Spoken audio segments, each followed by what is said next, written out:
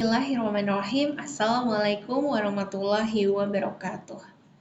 Alhamdulillahirrabbilalamin. Wassalatu wassalamu ala asrofi anbiya'i wal mursalin wa ala alihi wa sahbihi ajma'in amma ba'du. Yang pertama dan yang paling utama, marilah kita selalu panjatkan puji dan syukur kehadirat rahmat Allah Subhanahu wa taala, yang mana pada kesempatan pada hari ini kita masih diberikan nikmat kesehatan lahir dan batin.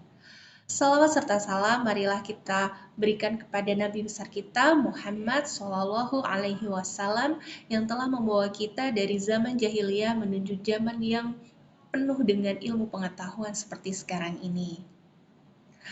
Yang saya hormati Bapak dosen kami, Bapak Andi Taher, SPSI MAED D, yang saya banggakan seluruh rekan-rekan kelas A, B, dan C yang dapat bergabung pada kegiatan secara virtual di hari ini. Baiklah, dalam siang hari ini izinkan saya perkenalkan diri terlebih dahulu. Nama saya Endah Nurul Novianti, mahasiswi Pasca Sarjana Program Manajemen Pendidikan Universitas Negeri Islam Raden Intan Bandar Lampung, khususnya di kelas B. Pada kesempatan hari ini, terima kasih sebelumnya kepada rekan-rekan. Saya akan mempresentasikan hasil tugas individu, yakni mengenai topik kebijakan, analisis kebijakan, khususnya dengan judul analisis kebijakan full day school yang ada di Indonesia. Baik, sekarang kita masuk pada sesi presentasi tugas pribadi saya terkait mata kuliah analisis dan evaluasi kebijakan yang ada di Indonesia, dan di sini saya mengambil topik tentang analisis kebijakan full day school atau sering kita sebut dengan singkatannya FDS oleh saya sendiri, Endah Nurul Novianti. Lanjut, apabila kita cermati bersama pemberitaan di berbagai media massa baik secara offline maupun online, ternyata masih banyak sekali kebijakan publik di lapangan yang mengalami perubahan. Ini artinya kebijakan itu dianggap telah gagal atau tidak maksimal dalam memberikan solusi permasalahan terhadap kebutuhan masyarakat di masa itu.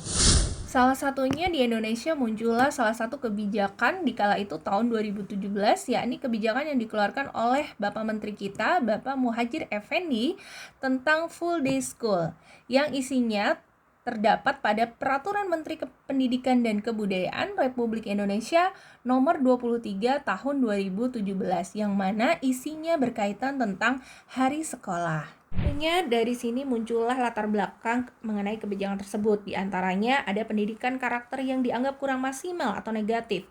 Kemudian kesibukan orang tua di daerah perkotaan khususnya, dan timbulnya single parent yang mengakibatkan orang tua tidak bisa mengawasi anaknya dengan maksimal di rumah.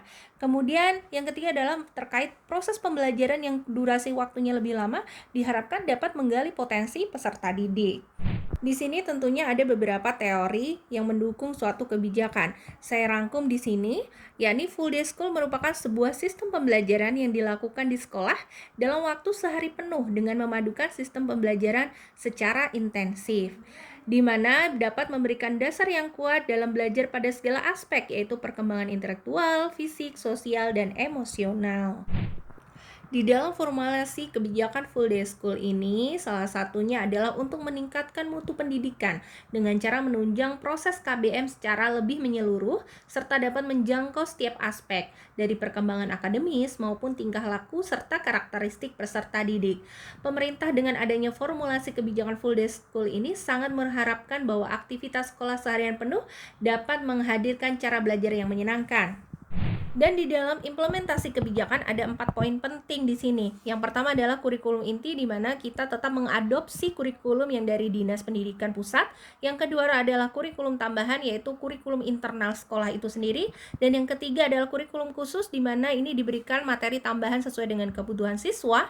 Dan yang terakhir adalah kurikulum tersembunyi atau jadwalnya adalah fleksibel.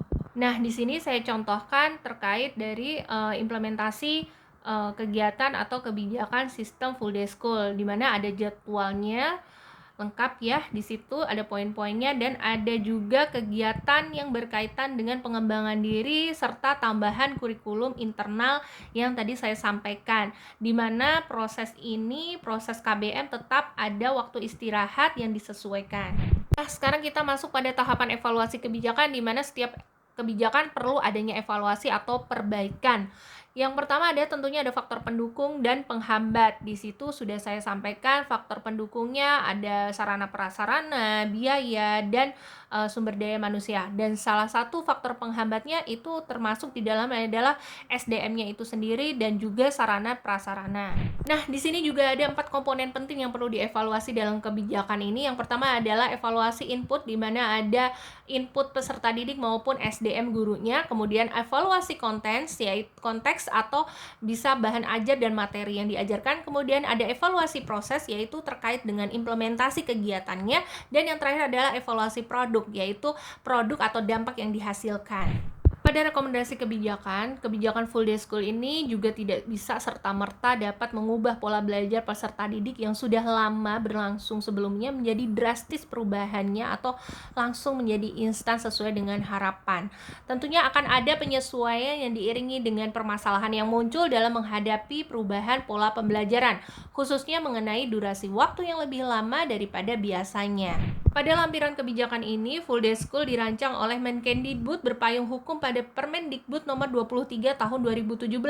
Namun, kebijakan ini tidak dapat diterapkan secara menyeluruh di Indonesia karena perlu dikaji ulang adanya hal-hal dalam pelaksanaannya yang kurang maksimal. Untuk itu, Permendikbud ini dibatalkan dengan dikeluarkannya Pilpres nomor 87 tahun 2017 pada pasal 9. Kesimpulannya, adapun sistem full day school ini menjadi salah satu alternatif untuk lembaga pendidikan dalam upaya meminimalisir dampak negatif waktu peserta didik atau anak yang memiliki orang tua yang cenderung sibuk bekerja atau yang memang sangat aktif dalam gerakan sikap dan fisiknya, sehingga orang tua sangat membutuhkan bantuan dalam sistem pendidikan ini.